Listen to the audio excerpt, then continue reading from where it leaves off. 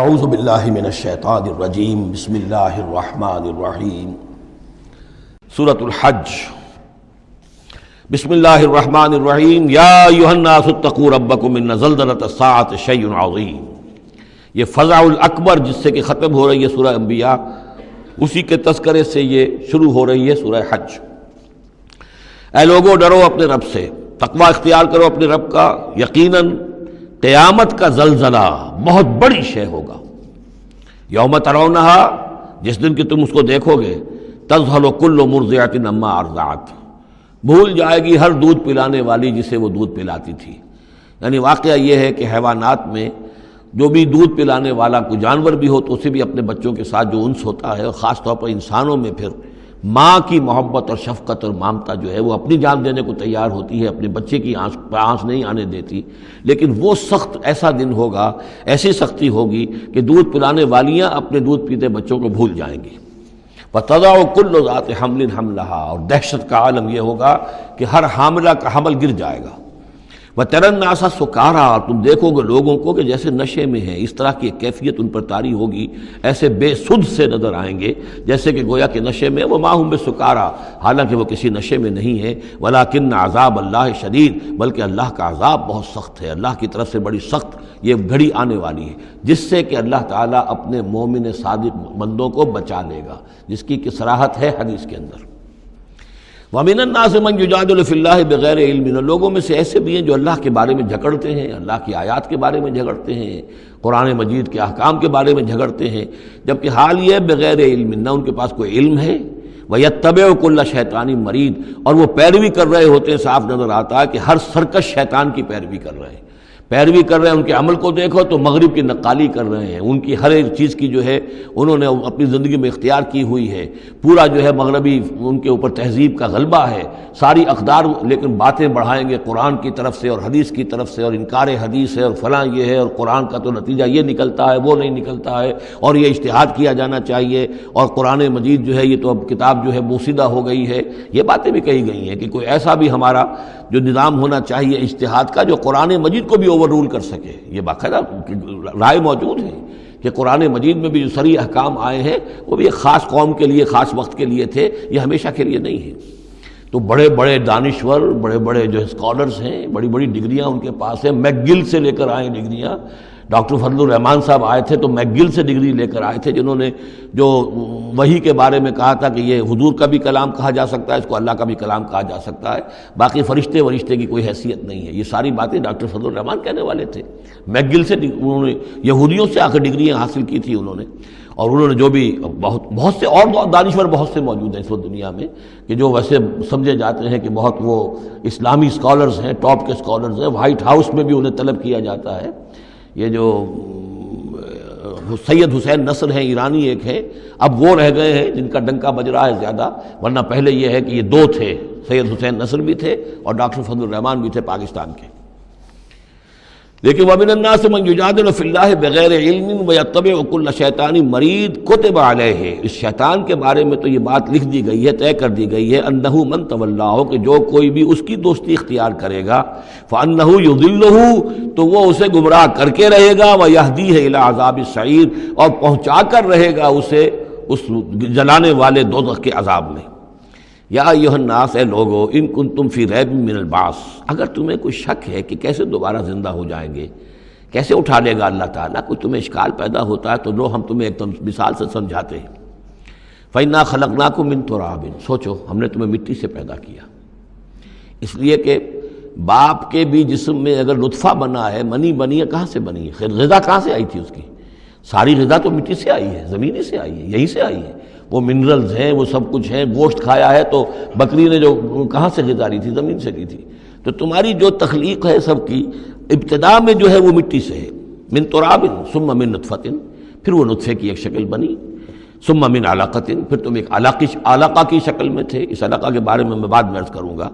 ابھی میں اس کا کوئی ترجمہ نہیں کر رہا۔ اس کا ترجمہ عام طور پر جمع ہوا خون کیا جاتا ہے، یہ ترجمہ صحیح نہیں ہے۔ ثم من مضغۃ، پھر یہ کہ وہ ایک لوتھڑے کی طرح تھا، گوشت کا ایک لوتھڑا سا تھا، مخلقۃ غیر مخلقۃ، پہلے اس پہ کوئی نشانات تھے ہی نہیں، پھر اس لوتھڑے کے اوپر نشانات آنے شروع ہوئے، معلوم ہوا کہ یہاں سے یہ بازو نکلیں گے، یہاں سے یہ ٹانگیں نکلیں گی، اسی کے اندر جو ہے یہ آثار شروع ہو گئے۔ لنبین لکم، تاکہ ہم تمہیں کھول کھول کر بیان کر دیں۔ یہ جو بھی سٹیجز ہیں، کہ جو ایمبریونک جو سٹیجز ہیں، اس میں واقعہ یہ کہ اس کے بارے میں کیتھل مور کا میں قول آپ کو سنا چکا ہوں، جو تعارف قرآن کا میرا لیکچر تھا،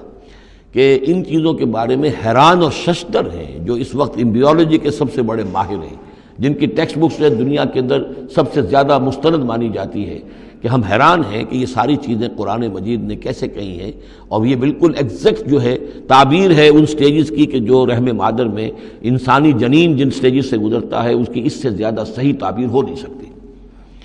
وَنُقِرُّ فِي الْأَرْحَامِ مَا نَشَاءُ، یہی مضمون چونکہ دوبارہ پھر آئے گا سورہ مومنون کے پہلے رکوع میں، تو میں وہاں اس کے بارے میں تفصیل سے عرض کروں گا۔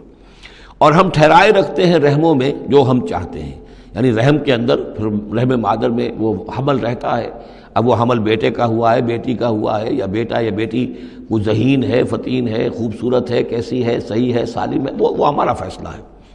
نقر فی الارحام ما نشاء الی اجل مسمى، ہم ٹھہرائے رکھتے ہیں رحموں میں جو ہم چاہتے ہیں ایک وقت معین تک، ثم نخرجکم طفلا، پھر ہم تمہیں نکالتے ہیں، وہ تم چھوٹے سے بچے ہوتے ہو،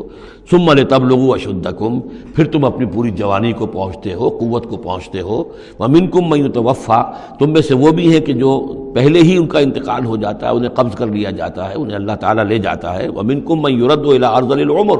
اور تم میں سے ایسے بھی ہوتے ہیں جو بڑی ہی نکمی ضعیفی کی عمر کو پہنچ جاتے ہیں، لکئی لا یعلم من بعد علم شیئا، کہ پھر وہ نہ جانے سب کچھ جاننے کے باوجود کچھ بھی۔ بڑھاپا آتا ہے تو ایسا آتا ہے، ڈیمنشیا بھی ہو جاتا ہے، ساری ذہنی صلاحیتیں ختم ہو جاتی ہیں، یادداشت زائل ہو جاتی ہے، پھر بچپن کی عادتیں عود کر آتی ہیں، لکئی لا یعلم من بعد علم شیئا، پھر یہ صورت بھی ہو جاتی ہے۔ یہ ارذل العمر ہے جس سے کہ حضور صلی اللہ علیہ وسلم نے اللہ کی پناہ مانگی ہے کہ اللہ اس سے پہلے اٹھا لے، اس سے پہلے کہ انسان اس کیفیت میں آ جائے کہ جس کا نقشہ یہاں کھینچا جا رہا ہے، لکئی لا یعلم من بعد علم شیئا۔ بڑا سقراط تھا، بقراط تھا، کچھ تھا، لیکن اب کیا ہو گیا ہے اس کو دیکھیے۔ وَمِنْكُمْ مَنْ يُتَوَفَّى وَمِنْكُمْ مَنْ يُرَدُّ إِلَىٰ أَرْذَلِ الْعُمُرِ لِكَيْ لَا يَعْلَمَ مِنْ بَعْدِ عِلْمٍ شَيْئًا وَتَرَى الْأَرْضَ، اب ایک تو نقشہ کھینچا انسانی زندگی کا، اس آپ مٹی سے چل کر تم کہاں سے کہاں پہنچ گئے، پھر فوت ہو کے پھر مٹی بن جاتے ہو۔ یہ جس کی یہ قدرت ہے، جس کی یہ خلاقی ہے، جو اس سارے نظام کو لے کر چل رہا ہے، تمہیں اس کے بارے میں کوئی شک ہے؟ اس کی قدرت کے بارے میں کوئی تمہیں یہ شبہ وارد ہو سکتا ہے کہ وہ دوبارہ پیدا نہیں کر سکتا؟ اچھا ایک اور مثال لے لو، وَتَرَى الْأَرْضَ حَامِدَةً، تم دیکھتے ہو زمین کو کہ پڑی ہوئی ہے، بے آب و گیا، خشک اور ویران، کئی زندگی کے آثار نہیں۔ فَإِذَا أَنزَلْنَا عَلَيْهَا الْمَاءَ اهْتَزَّتْ وَرَبَتْ، پھر جب ہم اس پر پانی برساتے ہیں تو وہ تازہ ہو جاتی ہے، اہتزاز، اور وہ اس میں جنبش ہو جاتی ہے، اہتزت۔ یہتزو جو آیا یہ لفظ پہلے ہم پڑھ چکے ہیں کہ جب حضرت موسیٰ کا عصا زمین پر انہوں نے رکھا تو وہ تو اب ہلنے لگا، حرکت کرنے لگا، جیسے کہ سانپ حرکت کرتا ہے۔ تو زمین میں بھی حرکت پیدا ہو جاتی ہے، اس لیے کہ اب جو کونپلیں نکل رہی ہیں وہ حرکت کر رہی ہیں، وہ ادھر ادھر جو ہے، جو پہلے زمین پڑی ہوئی تھی ساکن، صامت، ساکن، بے آب و گیا، خشک، لیکن اس کے بعد اہتزت، اس کے اندر ایک حرکت پیدا ہوتی ہے، وہ ربت، وہ ابھرتی ہے، گویا کہ جیسے وہ گھاس یا سبزہ اوپر اٹھ رہا ہے، اور جیسے کہ فصل گویا کہ زمین اٹھ رہی ہے، وہ اٹھتی ہے، ابھرتی ہے۔ وَأَنبَتَتْ مِن كُلِّ زَوْجٍ بَهِيجٍ، اور ہر طرح کی قسم قسم کی تر و تازہ چیزیں جو ہیں وہ اگا دیتی ہے زمین۔ تو ذرا سوچو، زمین مردہ تھی، اللہ نے زندہ کر دیا۔ تمہارا اپنا معاملہ یہ ہے کہ مٹی سے لے کر اور تمہارے ایک انسان پورے بننے تک، یہ پھر کیسے شک کرتے ہو؟ تمہیں اللہ تعالیٰ کی قدرت میں بھی کوئی شک نہیں ہونا چاہیے۔ یہ تمہاری زندگی کا سائیکل چل رہا ہے اور یہ نباتاتی سائیکل چل رہا ہے ساتھ کے ساتھ، یہ چند مہینے کا ہوتا ہے، یہ تمہارا جو ہے یہ 60 70 80 برس کا ہے، اس کے علاوہ تو کوئی فرق نہیں۔ ذالک بان اللہ هو الحق، یہ اس لیے ہے کہ اللہ تعالیٰ الحق ہے، اس کے حق ہونے میں، برحق ہونے میں کسی شک و شبے کی گنجائش نہیں۔ وَأَنَّهُ يُحْيِي الْمَوْتَى، اور یہ کہ وہ مردہ کو زندہ کرتا ہے، مردہ کو زندہ کرے گا۔ زمین تمہارے سامنے مردہ پڑی ہوتی ہے اور زندہ ہو جاتی ہے۔ وَأَنَّهُ عَلَىٰ كُلِّ شَيْءٍ قَدِيرٌ، اور یہ کہ وہ تو ہر چیز پر قادر ہے۔ وَأَنَّ السَّاعَةَ آتِيَةٌ، اور یہ کہ قیامت آ کر رہنی ہے، لَا رَيْبَ فِيهَا، اس میں کسی شک و شبے کی گنجائش نہیں۔ وَأَنَّ اللَّهَ يَبْعَثُ مَن فِي الْقُبُورِ، اور یقیناً اللہ تعالیٰ اٹھائے گا ان کو جو قبروں کے اندر ہے، بعث بعد الموت ہو کر رہے گا۔